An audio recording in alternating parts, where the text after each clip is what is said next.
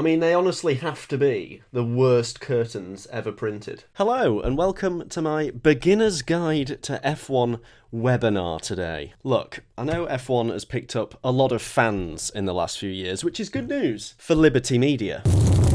No, it is great, and we're obviously all delighted to have you as supporters of the fastest sport in the world, if you discount skydiving. With all these new fans then, allow me to provide a beginner's guide to Formula One. First of all, we'll look at Drive to Survive. Obviously, a huge generator of fans for Formula One over the last 5 years. Actual surveys suggest that about 53% of current F1 fans have been influenced by Drive to Survive. If you're one of those people, I want you to take everything that you've learnt from Drive to Survive and throw it in the sea. You know, it's good on entertainment value, but it's also good on inventing drama. So now that we're on a blank slate, let's take a look at some of the important stuff. So, Formula One defined. It's an international form of motorsport where 20 drivers take part in a race weekend, and Max Verstappen schools everyone. That tends to be how things work around here. Where does F1 take place? Well, F1 takes place all around the world. If the world looked like this. It doesn't seem to acknowledge Africa. Loves the Middle East, loves Europe, loves America, can't get enough of it, but just hates Africa. Hates it. Doesn't seem to acknowledge it at all. I can't think why. How is F1 structured? Well, luckily, that couldn't be any simpler. Okay, an F1 weekend consists of a Friday practice 1 and 2, Saturday we get practice 3 and qualifying, and then on Sunday we have the race, and at the end of the race, Max Verstappen gets 25 points, second gets 18 points, and so on down to 10. Apart from on a sprint weekend, where there's practice 1 and qualifying on the Friday, Saturday is the sprint race, where Max Verstappen gets 8 points, and then on Sunday we have the full race. But other than those two, that's absolutely all you need to worry about. Apart from when there's half race distance on the Sunday, when it plays out as it normally would on a race weekend, except Max Verstappen gets half points for winning. But that's absolutely it. Apart from fastest lap gets a point at the end of every race, unless they're outside the top 10. Do you know what? Actually, forget it. I'm just going to ask ChatGPT to explain the rules. All right, Formula One, high speed, open wheel. It's not the words I'd use, but anyway. Yep, governed by the FIA, yep, we'll come to that. Key rules, okay, race format. Yeah, oh, forget it. Basically, 20 drivers drive in a circle, and the winner is the one who wins. On to World Championships then, and it certainly hasn't always been the Max Verstappen show that we see today. Looking back over the world titles of the last 10 years, you can see that other drivers have certainly had their fair share of domination. But it has to be said, Lewis Hamilton now is making way for a new young generation of driver, which Max Verstappen is undoubtedly proving himself to be the fastest of. Let's have a look at the team structure then. And, my apologies, not really sure where that came from. But looking at the teams, so there are 10 teams in a Formula One season at the moment, and they each have 3 drivers.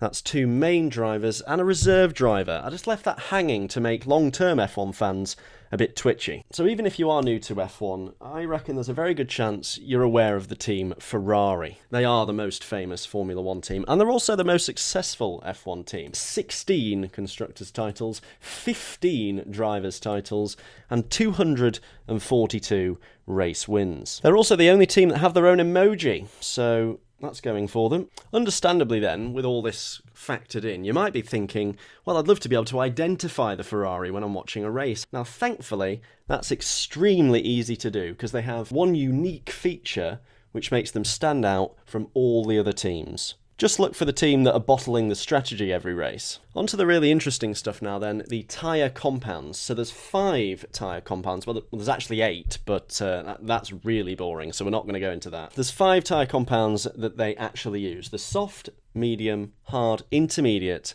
and the wet. The soft is red, the medium is yellow, the hard is white, intermediate is green, and the wet isn't anywhere near the car because the FIA will have red flagged the race before it's needed. Speaking of the FIA then, I said we would get to this lot, and that's what we're going to do now. So they're the governing body of Formula One. Consider them the referees if referees tried to control freedom of speech. Yes, you may try and silence the drivers, FIA, but you can't silence me. And I think those rules that you've introduced are absolutely...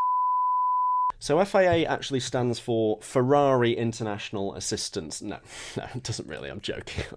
Wouldn't help them anyway. No, it actually stands for Forgetful in Abu Dhabi. Let's go through some of the flags that you might see in motorsport then and make sure you're across what they mean. So a green flag is obviously, go, go, go, racing conditions. The yellow flag means there's an incident ahead. Probably Charles Leclerc's gone off somewhere, and they're having to sort out the situation.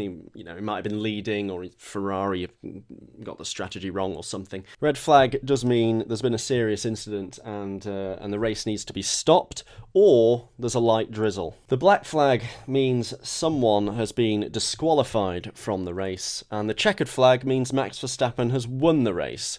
And the pride flag. Well, it actually has two different meanings. In some places, it means love is love, and we should all accept people for who they are. And in other places, it means someone's about to be arrested for showing too much support for human rights. Now, the safety car's a big part of Formula One. We don't really ever like to see the safety car, unless you're Fernando Alonso in Singapore, because it usually means, something's gone wrong or someone's crashed. So we don't like to see it, but occasionally it will be needed to bunch the cars together. And we actually have two versions of the safety car. We have the standard safety car, the SC, and that's for when there's an incident. And we have the VSC, that stands for vegan safety car, and it's catering to the growing number of drivers on plant-based diets. Lastly then, we're going to go through some of my tips for F1 beginners.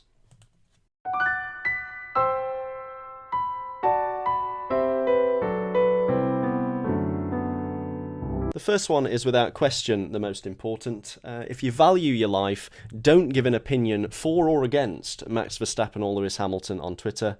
You will be killed. Secondly, no one understands all the rules. Anyone that tells you they do is a liar. It's 107 pages long.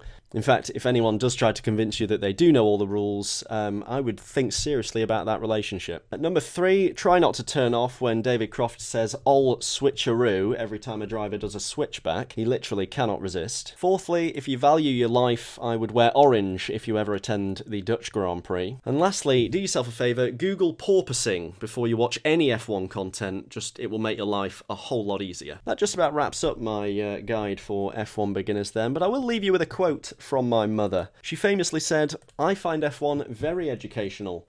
Every time you put it on, I go into the other room and read a book." That's all we've got time for on the webinar today. Then I hope you've learnt something about Formula One, and I hope you use that knowledge to improve your viewing experience. I'm delighted I've been able to fit all that in, actually. I was worried about getting cut off.